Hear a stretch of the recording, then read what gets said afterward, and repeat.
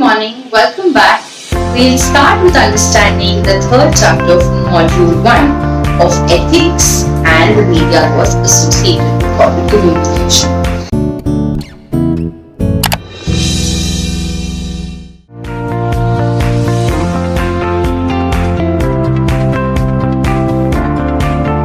Now, what exactly is ethics? Ethics basically are principles that govern whether somebody's behavior is right or wrong, right? So when we talk of ethics in association with business, it turns out to be business ethics. And every company follows a certain stringent method or a certain approach to understand as to whether the behavior of it with its various stakeholders is positive, negative, whether it's good or bad. So we'll quickly understand as to what are the two approaches for business ethics. One of it being the shareholder approach and the second one being the stakeholder approach. Now again the two terms stakeholder and shareholder, but let's put it in a simpler parameter. All those people investing money within your organization fall a parameter of your shareholder. Right? So the ones who buy shares for your company are your shareholders. So is your company only working for the shareholders? If yes, then your company or your organization is following the shareholder approach. And when we talk of stakeholder approach, we come to a very lucrative or a very utmost important terminology, which is a corporate social responsibility. This CSR that most organizations follow and which according to law has also been made essential for a certain company having a turnover of X amount needs to contribute 2% of its net profit earning for the CSR. Now what is CSR? It is basically making sure that whatever you've taken from the resources or the resources from the environment, you're giving something back of it. Okay? So doing something good for the surroundings about your environment fall a part and parcel of your corporate social responsibility. Ideally, it's taken to be a very ethical parameter. Most organizations involve themselves with the whole concept of corporate social responsibility. So that is understanding as to what business approach is, business ethics is, and the approaches it follows. The stakeholder approach, which is restricted, priorities only the shareholders, and the stakeholders approach, which deals with the corporate social responsibility parameters. So it's serving it all the stakeholders. It's giving back to the customer, to the consumer, to the government, to the environment by and large, to its suppliers, to its employees, to its owners, to its management. So that is the stakeholder versus shareholder approach that one follows with regards to business ethics.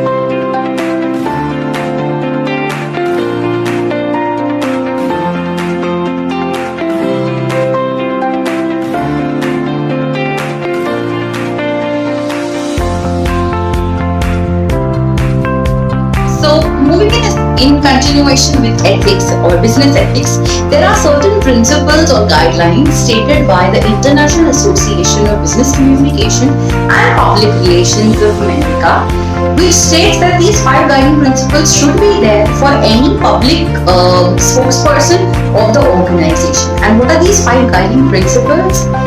Honesty, confidentiality, credit, free speech, and courtesy. Now, we'll take each of it and understand it in detail.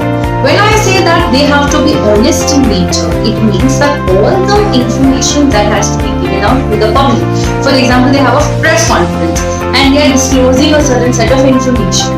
That has to be accurate and true in nature. They cannot, give trap and give something to the audience, or they can play around with certain figures and give to the audience, right? So they have to be honest in all their communications, candid, open, frank, and let the two things be reciprocated to all your stakeholders. If you're not doing well and your shareholders are asking you for your financial statements, you don't play around with these statements. You tell them the fact and figure, okay, because of so and so, we couldn't do a good business and we having a certain profit or we having a certain loss. Then we move to confidentiality. Now what is confidentiality?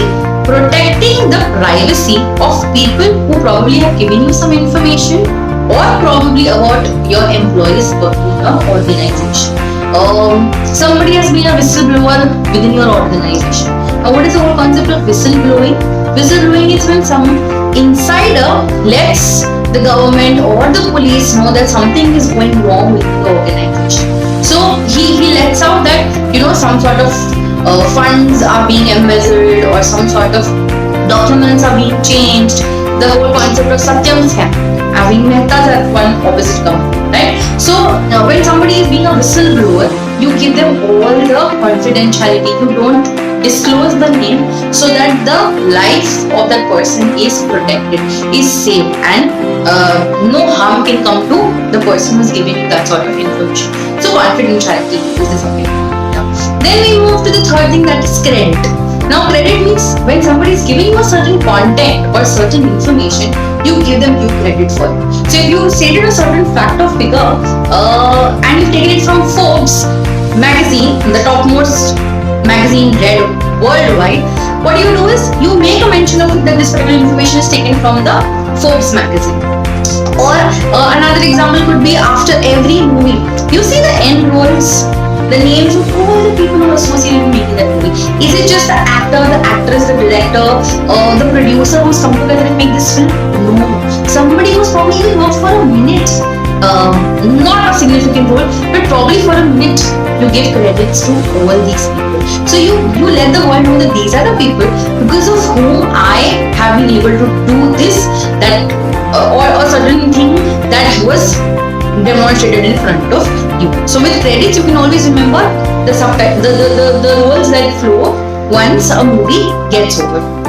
Then the fourth parameter is free speech, allowing the person to be very frank, opinionated in terms of expressing his or her idea. You cannot say that tum yehi bolo, tum wo hi bolo. So it goes in connection with the first one. You can be honest when you are allowed to be free in terms of your talking. If I have to think 10 times and talk, firstly I'll not be confident, means I'll always give out false information maybe because I have to camouflage myself.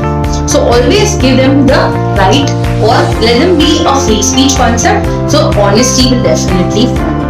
And last but not the least, the courtesy aspect. Now what is being courteous? Not making mockery of things that probably could be deteriorative in nature. Say for example, having gender discrimination jokes or laughing somebody because of disability.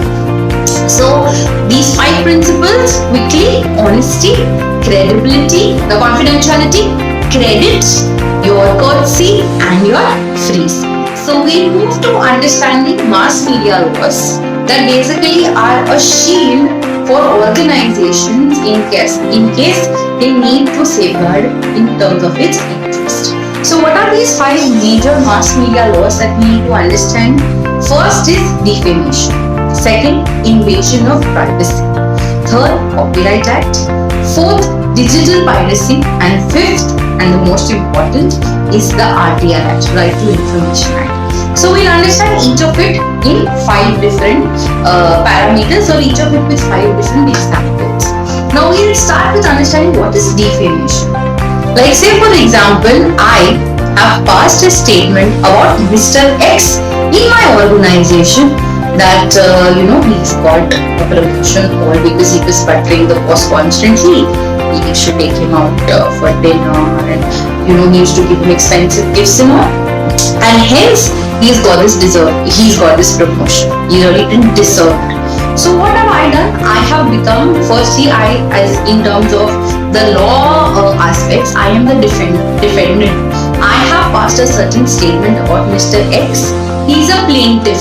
Okay, what is the meaning of plaintiff? Somebody who is a private figure or a public figure about whom or about which I have passed a certain statement. Right? So as a defendant, I have passed a statement for Mr. X plaintiff and I have damaged his reputation. So say for example, now when he or she goes into the cafeteria, people are giggling, "Arey, usko promotion aise hi mili hai yaar, he didn't deserve it." In reality, we do not know whether that's true or false. In reality, probably he's really worked hard and he's got the promotion or would be a passing statement that I have made. But do I have any proof for it? No. But I've still passed a certain statement for that person, and what have I done? I've harmed his reputation. So that fact that I have got a promotion has now turned into be, अरे तेरे पे तो favor किया गया था. So I've damaged his reputation. I've damaged his personality in front of a lot of people. It means that he can file a defamation suit against me. He can sue me that तुमने मेरी personality पे, तुमने मेरे character assassin किया है. You damaged my character. I have really worked hard for this promotion, and you just made a passing statement and made a mockery of the whole thing that I've just got a promotion for the heck of getting it, or because I was gotten the boss. So this whole concept is the parameter of understanding what is defamation. Now this defamation happens in two parameters by a defendant.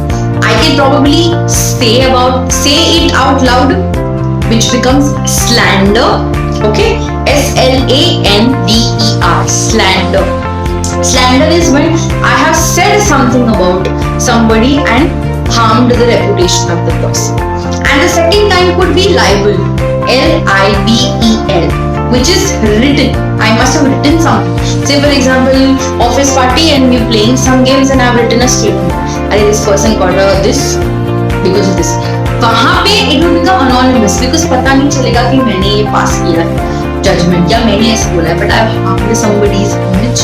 So when you have harmed somebody's reputation in the written parameter, it becomes libel. So always remember libel, written, LW, and slander is spoken. Easy to understand, S and S. So when you say something about somebody and you defame him, it becomes slander defamation. If you write something about something and defame him, his personality or her personality, it becomes libel defamation. And the plaintiff can definitely file a case against you. So section 499 of Indian Penal Code gives you that allowance to file a case against the one who has damaged your reputation, and a proper procedure can be followed based on what is given in section 499. So defamation, two parameters, libel or slander. Libel is written defamation, slander is spoken defamation. Alright, now we'll understand the second parameter or the second concept, which is our invasion of privacy.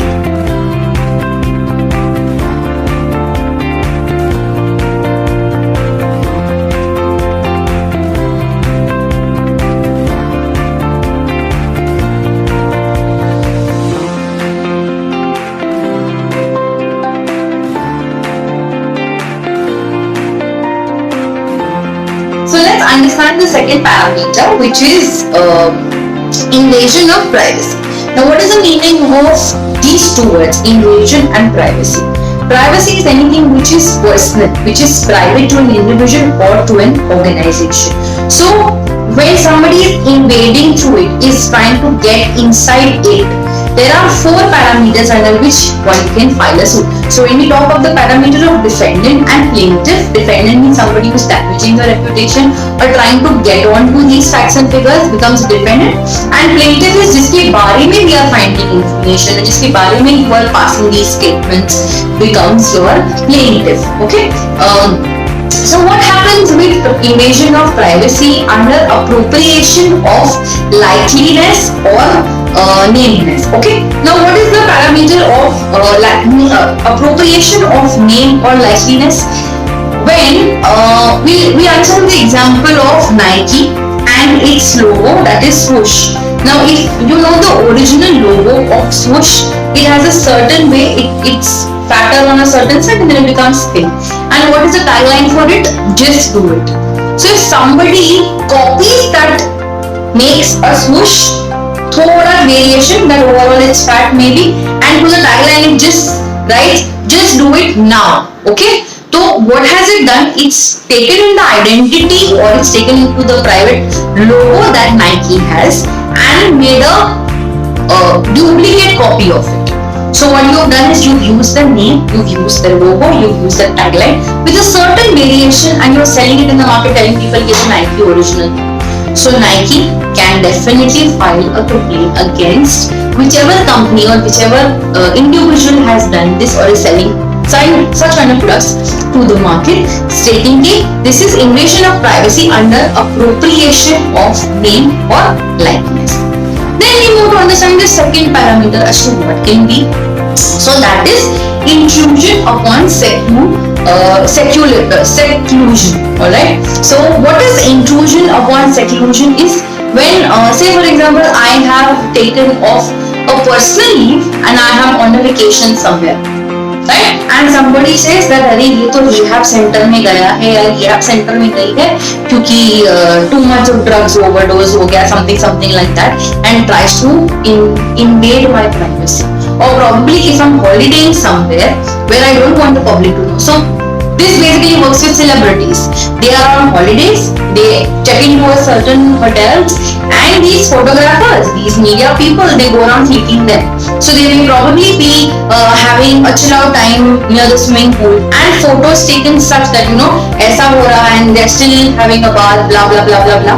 So that can fall under the parameter of invasion of privacy. Taking pictures, peeping into somebody's window, trying to find out information and damaging the reputation of a person is a parameter of invasion of privacy, where somebody is on a seclusion. The person has said कि मुझे अकेले में रहना है, तो भी तुम उसके अंदर जाके try करते हो find out करने के लिए कि what is happening.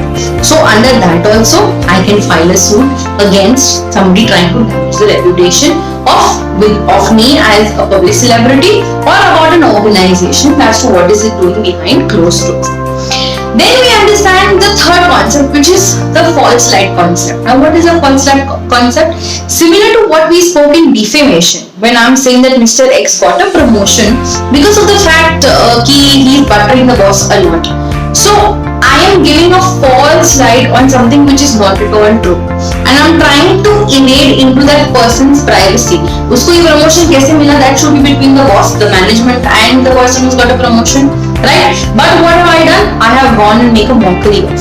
So that is the third parameter of understanding false light and invasion of privacy.